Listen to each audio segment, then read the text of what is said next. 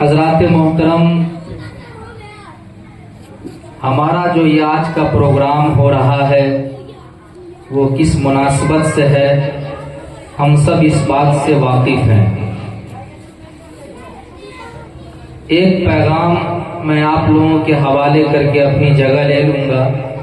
اس امید کے ساتھ کہ جو بات کہی جائے ہم سب اس پر عمل کرنے کی کوشش کریں گے۔ حضرات محترم، ہم اور آپ جس علاقے اور جس سماج میں رہتے ہیں، جس معاشرے کے اندر زندگی گزارتے ہیں، اگر آپ اپنے علاقے اور محلے پر غور کریں گے اور جب آپ اپنی بستی پر نظر دوڑائیں گے تو آپ کو آپ کے محلے میں، آپ کو آپ کے علاقے کے اندر دو طرح کے لوگ نظر آئیں گے۔ جب آپ دیکھیں گے تو آپ کو دو طرح کے انسان نظر آئیں گے۔ آپ کو ایک ایسا آدمی نظر آئے گا جس کے پاس اللہ رب العزت نے، اور جس آدمی کو اللہ رب العزت نے بے پناہ دولت کا مالک بنایا ہے، کسی چیز کی کمی نہیں ہے اس کے پاس۔ زندگی گزارنے کے لیے اس آدمی کو جن جن چیزوں کی ضرورت تھی اللہ رب العزت نے اس کو دیا ہے، زندگی گزر رہی ہے، اس کے یہاں کسی چیز کی کمی نہیں ہے، مگر ایک دولت سے اللہ تبارک و تعالی نے اس کو الگ کر رکھا ہے۔ ساری نعمتیں اس کے پاس موجود ہیں، ساری دولتیں اس کے پاس موجود ہیں، ساری چیزیں اس کے پاس موجود ہیں، مگر ایک دولت اس کے گھر کے اندر نہیں ہے، ایک نعمت اس کے پاس نہیں ہے۔ وہ آدمی سماج کے اندر اپنے آپ کو مکمل خیال نہیں کرتا ہے، وہ آدمی اپنے آپ کو تنہا سمجھتا ہے، وہ آدمی یہ کہتا ہے کہ میں مکمل نہیں ہوں، میں ناقص ہوں، میں اپاہج ہوں، جبکہ اس کے پاس کسی چیز کی کمی نہیں ہے، ساری چیزیں موجود ہے، ساری نعمتیں موجود ہے، مگر ایک دولت کے نہ ہونے کی بنا پر وہ آدمی اپنے آپ کو مکمل نہیں سمجھ رہا ہے، وہ آدمی اپنے آپ کو ناقص سمجھ رہا ہے۔ اور جب آپ معاشرے پر نظر دوڑائیں گے، سماج پر غور کریں گے تو آپ کو ایک ایسا انسان نظر آئے گا، ایک ایسا انسان نظر آئے گا جس کے پاس کچھ بھی نہیں ہے،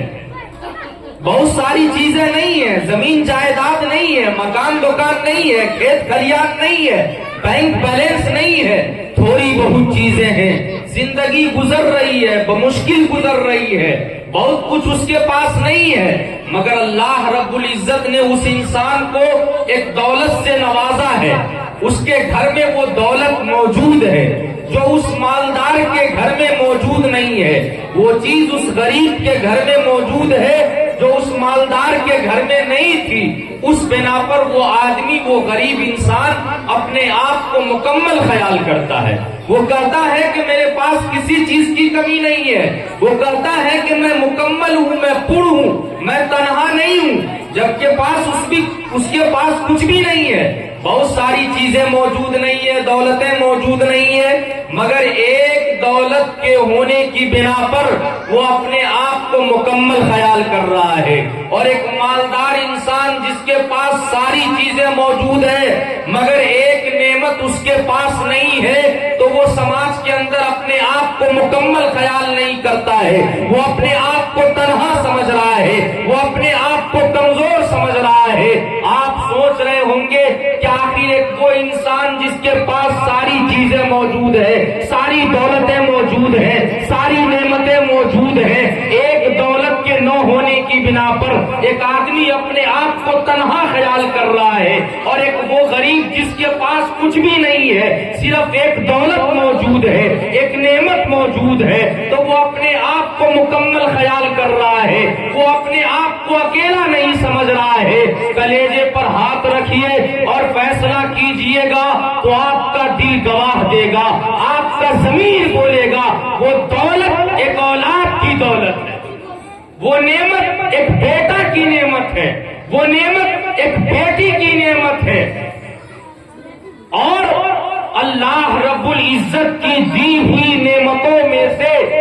اولاد بھی ایک بہت بڑی دولت ہے۔ ایک بیٹا بھی عظیم دولت ہے، ایک بیٹی بھی عظیم نعمت ہے۔ اے سماج کے لوگوں، اے معاشرے کے لوگوں، جب ہم نے اولاد کو سب سے عظیم دولت ہونے کو تسلیم کر لیا، جب ہم نے یہ سمجھا کہ اس دنیا کے اندر بیٹا ایک بہت بڑی دولت ہے، بیٹی ایک عظیم نعمت ہے، تو سماج کے لوگوں، معاشرے کے لوگوں، کلیجے پر ہاتھ رکھیے اور یہ فیصلہ کیجئے کہ ہم اپنے بیٹے کے مستقبل کو، اس کے فیوچر کو اچھا بنانے کے لیے ہم کہاں تک اس پر محنت کر رہے ہیں، ہم اس کے سلسلے میں اس کے پڑھانے اور لکھانے کے لیے ہم کہاں تک اس پر پیسہ خرچ کر رہے ہیں۔ ہمارا بیٹا معاشرے کا ایک اچھا بیٹا ہو، ہماری بیٹی ایک بہترین بیٹی ہو، ہم اس پر کہاں تک روپیہ پیسہ خرچ کر رہے ہیں، ہم اس کے تعلیم کے سلسلے میں کہاں تک محنت کر رہے ہیں، کہاں تک تگ و دو میں لگے ہوئے ہیں۔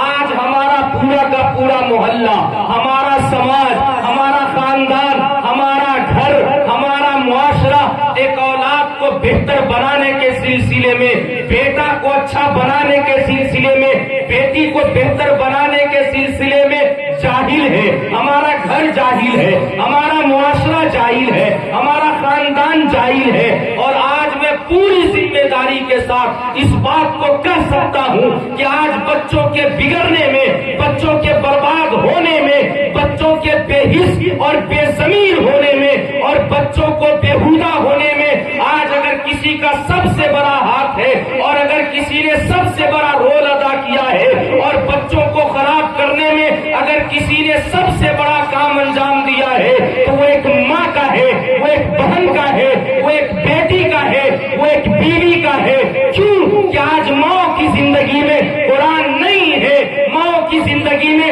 حدیث نہیں ہے، ماں کی زندگی میں رسول کی تعلیمات نہیں ہے۔ یہی وجہ ہے، یہی وجہ ہے کہ سماج کو، علاقے کو، معاشرے کو، گھر کو، جہاں سے بچہ نکل کے آ رہا ہے، جس گود اور جس چھاتی سے بچہ 2 سال 2.5 سال دودھ پیتا ہے، پلتا ہے، بڑھتا ہے، پھر بڑا ہو کر کے معاشرے میں قدم رکھتا ہے، خدا کی قسم بھلا بتائیے جب وہی گود سونی ہو تو علاقے کو اچھا بچہ کہاں سے مل سکتا ہے؟